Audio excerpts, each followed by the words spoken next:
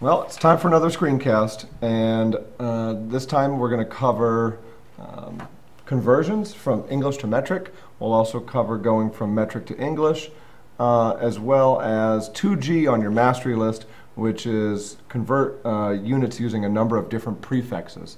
Okay, and so we know prefixes are things that we add to the beginning of a word, and I think we'll cover those first. Okay. When we talk about the prefixes used in science, we're talking about things like centi and milli and kilo. And so we'll add those. I'll give you a list of those that you'll need to be responsible for. Okay. So anyways, as you can see, we're starting off with a PowerPoint called International System of Units. And basically what that is among scientists, it's a standard for what type of units that we use when we talk about measurements. So if I measure a long distance, I'm going to use things like meters or kilometers versus miles or feet. Okay, miles and feet are English. Kilometers is part of the International System of Units. Kilograms for mass. You won't hear the word pounds when we talk about the force or weight of something. Okay. So anyways, we'll use this International System of Units for measurement, and it's going to have a bunch of different prefixes that we'll see. All right.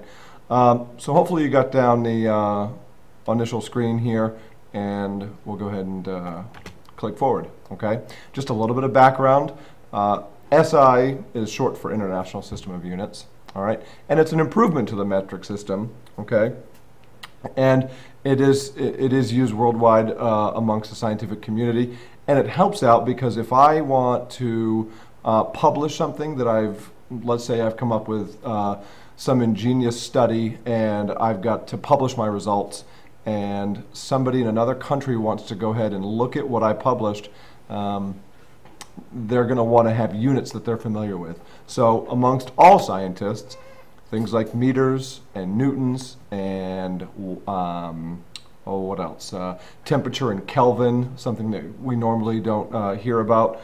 Well, those are the units that are standard amongst scientists. Okay. Again, pause it if you have to pause it. You again will get credit for notes. So please pause this if you have to. Okay. But we're going to move on.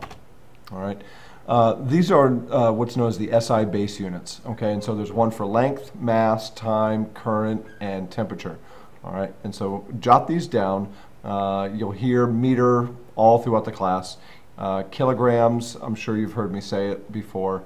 Time in seconds. Okay, and like I said, that one for temperature, Kelvin. There's three scales for temperature, and we use Fahrenheit a lot. That's what the Weather Channel gives us our temperature in. And then the Celsius scale was devised because it put what water boiled at or froze at as kind of the 0 and the 100 mark, and that worked. I'm sure that works for a lot of countries. I know Canada for sure uses Celsius for their thermometers. And I've got Celsius thermometers in class that we'll use. But the SI base unit is Kelvin, okay? And what we'll come to find out is that it's fairly easy to convert from Celsius to Kelvin, all right? So jot down this page and we'll move on. Okay. What we're looking at here are units that are derived from base units, and so some of those units that were in the last slide are now, they're combined and they give us a unit for some other measurement. So when we look at force, for instance, okay, force is made up of two different things. It's made up of the acceleration of an object and also the mass of that object. Well, acceleration is meters per second squared and mass is in kilograms. We can combine those units, we can multiply those values if we took those measurements, and we can come up with the force of an object. And when we do, we call it a newton. All right, so all these are the joule, the newton, the hertz, and the watt. They are still units, but they are comprised of two or more base units. All right, mushed together to give us a different measurement. Okay? All right. Hopefully that's not too confusing. We'll use them throughout the year. We'll definitely use force quite a bit, frequency. We'll use energy. We'll use the joule. Maybe not power, but we'll see. Okay? All right. Let's look at some prefixes, okay? All right. These are going to start off numbers greater than 1, okay? And we use mega all the time when we talk about computers, megabytes, right? We can put mega in front of a lot of different measurements. Point is, it means some amount, okay? And it stands for a million.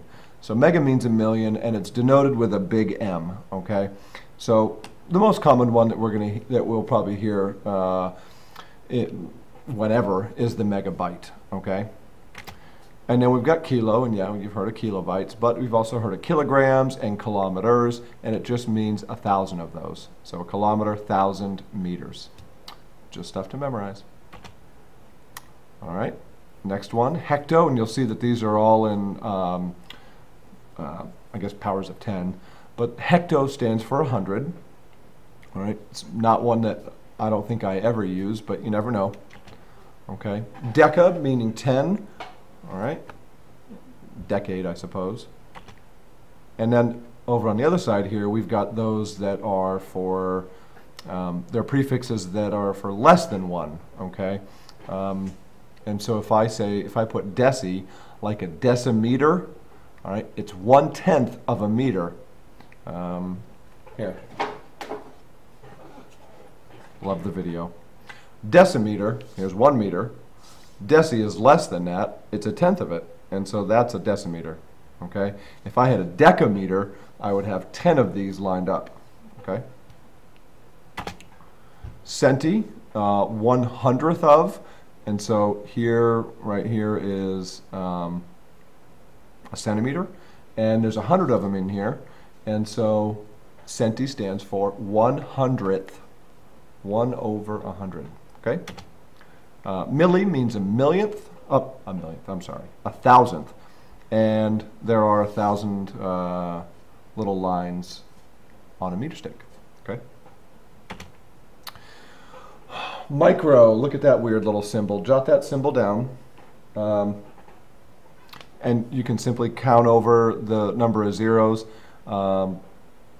Tenths, hundredths, thousands, 10,000s, 100,000s, a millionth of. 1/1,000,000th of is a micro, okay, really small. There are measuring tools called micrometers, and they would give you very, very small measurements, okay? But there's micro, really tiny. Nano is really tiny. All right, 1 times 10 to the -8th, so you're talking about 1.0 and then moving that 0 8 places to the left on that number. And then the final one is an angstrom. It's got that weird little circle above the A, and that's 1 times 10 to the -10th. We'll use the angstrom when we talk about light and when we talk about what's called the electromagnetic spectrum, okay? So angstrom will make its way back. Probably not for a while, but we'll see it again, okay? All right, and I just put this little visual in here. Greater than 1 and less than 1. You want to write it down, go for it. Moving on. All right, what would you call this? What would you call 0.01 of a meter? So just look at it and go, it's not in the tenths, the 1 is in the hundredths. There are 100 watt in a meter, and that'll help you solve for that, okay? I'm going to bring that answer up over here, all right, centimeter. Second question, what would you call 1,000 meters? Well, you just go back to those prefixes, find the one that means 1,000, okay? And you'd call that a kilometer, all right? And then the final little quiz here is put the following in order from smallest to largest. So you go over to that list, the angstrom and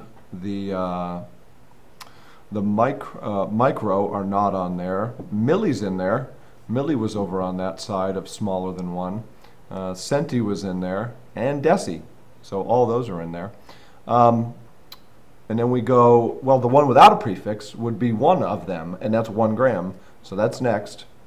Looks like kilogram might be, well, yeah, it's the largest one that I added there. So anyways, there they are over there, okay, in order. That's all I want to give you for SI units and prefixes. Now what I want to do is I want to switch over to, and I'm not sure what's going to happen to the video on this. Here, let's do this. Let's get out of PowerPoint.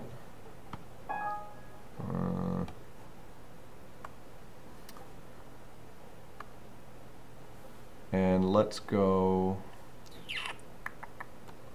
to a blank sheet of paper. Here we go.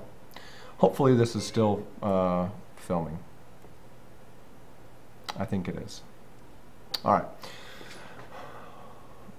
I want to go ahead and do some conversions from English to metric and back, and also do some conversions with the different prefixes. By doing some examples of these, it should give you enough that you can look at and do some on your own, okay? Again, you got to master these. So let's, I use the same little thing here, and I'll show you what I mean. Some people do conversions with what are known as fish bowls, and I guess that's a fish bowl, and they'll put two fish bowls like this together. In between you would, I guess, have a multiplication sign, but they're going to add their numbers in here to do a conversion. I don't use the fishbowl method, so I'm going to get those out of there. All I do when I talk about converting from one unit to another, all I do is I make a straight line and I bring a line down like this. And what I do is I put what the unit is, that the number, whatever the measurement was taken, I put that here in this upper left-hand corner, okay? And so I'm going to say I'm dealing with volume, okay? And I'm going to say that I have 16 milliliters, okay? And if I want to convert that to liters, all right, so we're going to go from milliliters to liters in this example. All I'm going to do over on this side, all right, and I'm going to call this a train track. I don't know why I call it a train track, but me and Mr. Steckline seem to use that term, so get used to it. 16 milliliters, all right, we're going to convert that into liters. Okay, what I do know is that this milliliter symbol needs to be canceled out. It can't be part of my answer. And so in order to cancel, we learned this in math, it's got to be across from it, okay, across and down. All right, so it's got to be down here because I can cancel those units now. All right, and what am I going into? I'm going into liters. So now I'm just going to ask myself a simple question. I'm going to ask myself, which one's bigger? All right, and when I know that, I'm going to take the smaller one and say, all right, how many of those fit into the bigger one? The bigger of the two, the liter or the milliliter, it gets a 1. So here's that question. How many milliliters are there in a liter? Well, if I go back to that prefixes list, it said that there's 1,000. Because milli stood for 1,000th of. So there are 1,000 milliliters in 1 liter. Okay. Now I can cancel out my units here, leaving only liters left. All right.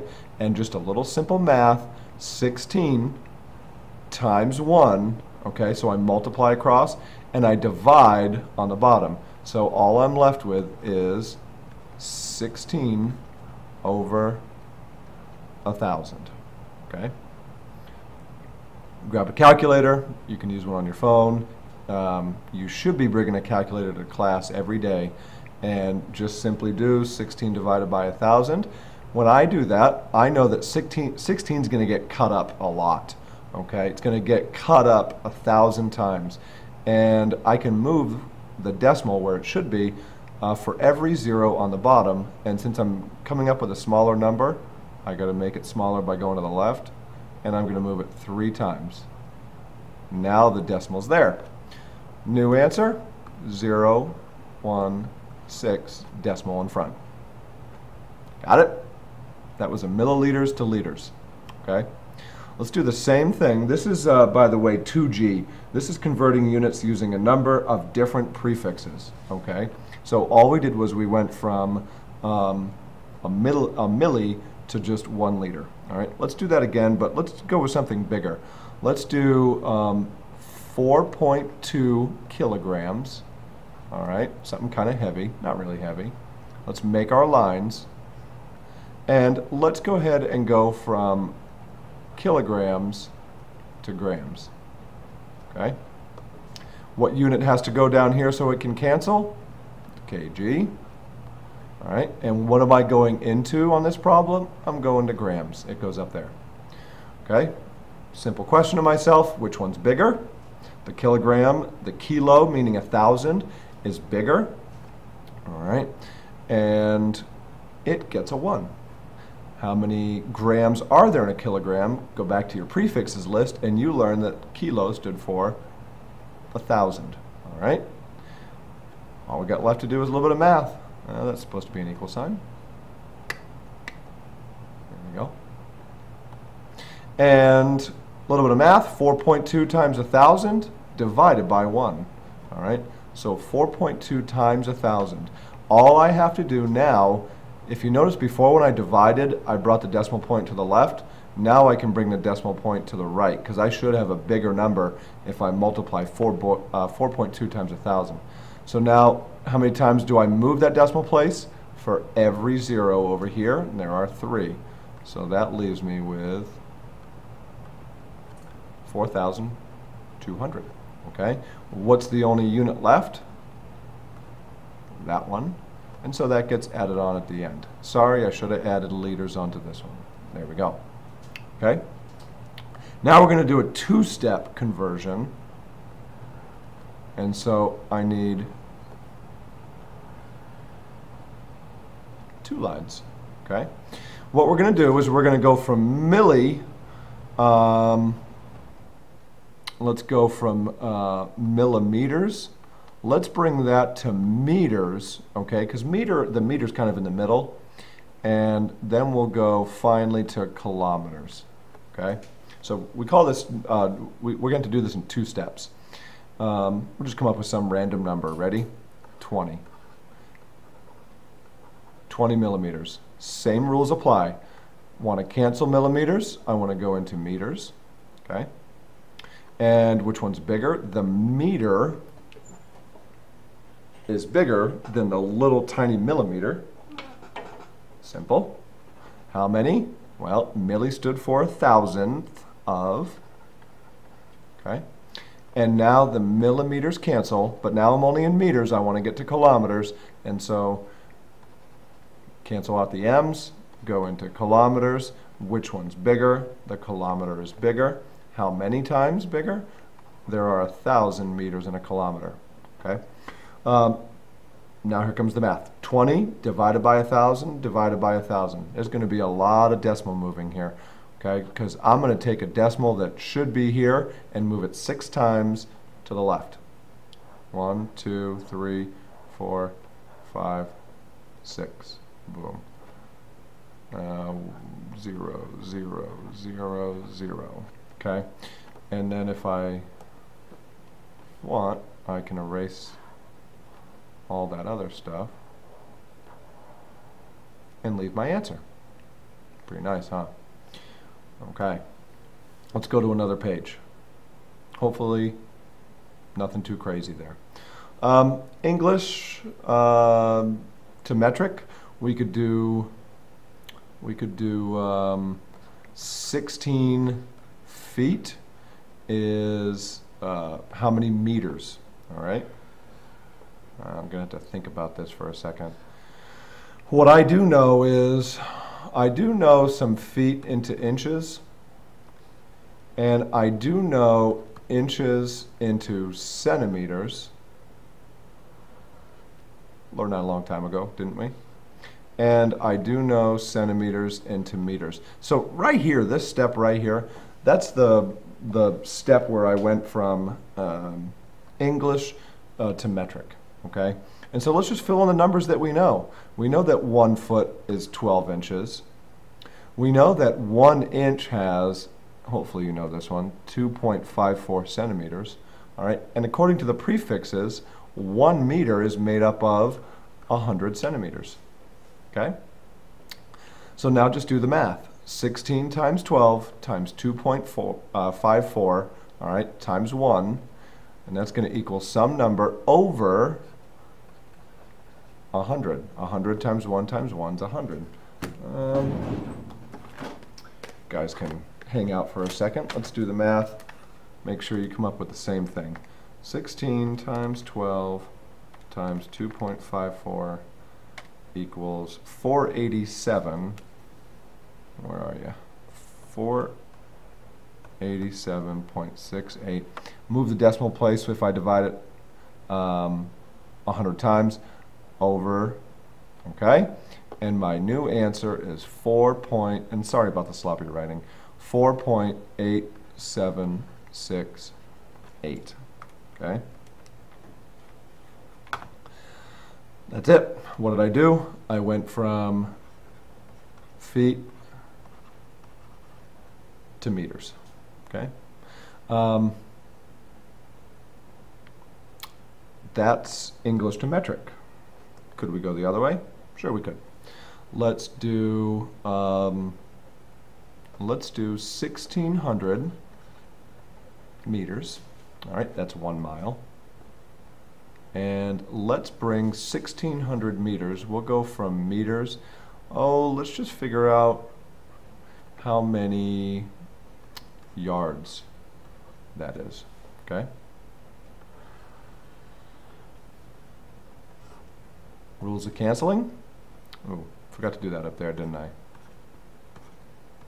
Oh, and I forgot to put my meters in at the end.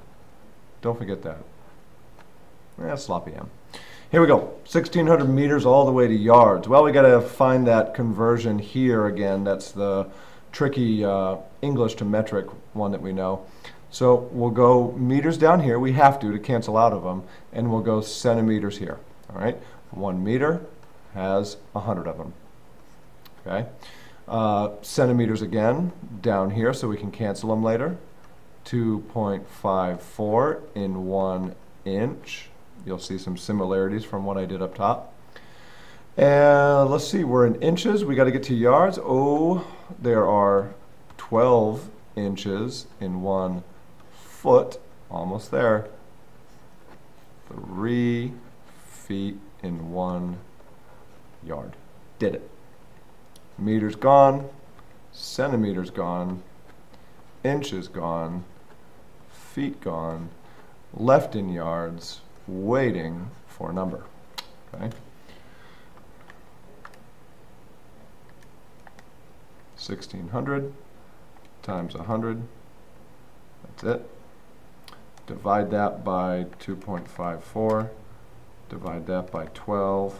I like to hit the enter button each time. Divide by 3. And this does make sense. 1,750. 1,750 yards. See, this is a meter stick made up of just over 39 inches. Okay, a yard is here, so a yard is smaller. So if I had 1,600 of these, I should have slightly more yardsticks. If I had to lay out 1,600 of these sticks, I should need more yardsticks to equal that. Okay, makes sense, but not by much. See, an additional 150 of them, because each one is only that much longer. Okay, so that does make sense. All right. If you came up with a number like 6 yards is the same as a mile, 1,600 meters, you know you did something wrong. All right, and we'll talk about that later when we do word problems. Looking at your answer and asking yourself, is it reasonable? And 1,750 is a definite. It's definitely a reasonable answer for that. Okay. I don't know what we're at for time, but I think we've covered conversions. And we've covered the SI base units and the units that you'll use for measurements. I think that's enough for now, okay? When you come into class, we'll have you work on some conversions. Make sure you can get the hang of those. When we do chemistry, we're going to see this again. Conversions aren't going away. We're going to use them all the time, okay? Let's see. I'm going to go ahead and cancel out of this. Remember, you can pause at any time to write down these examples. I would have examples so that you have something to reference to, okay? All right, we'll see you, people.